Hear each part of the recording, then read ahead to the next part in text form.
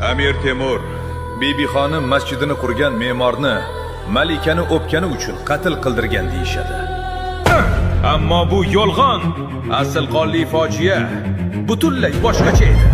Butun dunyoni titratgan Temur suyukli yori oldida butunlay boshqa odamga aylanardi.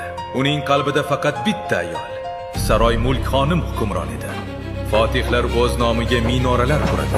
Ammo Temur islom olamidagi eng ulug'vor masjidga o'z nomini emas, suyukli yori Bibi xonim nomini berdi. Uning qurilishi uchun 1398-yilda Hindistondan noyob toshlar va 90 ta ulkan fil Samarqandga haydab kelindi. 200 ta eng zo'r usta tunu kun tosh yo'naldi. Ammo zafarnomaga ko'ra, safardan qaytgan Temur masjidni ko'rib, ko'zlari qonga to'ladi. Nega?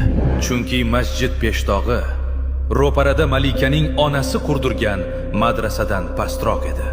Ayolimning inshooti hammadan baland bo'lishi shart degan g'urur va fanatik muhabbat tufayli Temur mas'ul me'morlarni shu zahotiyoq qatl qildiradi.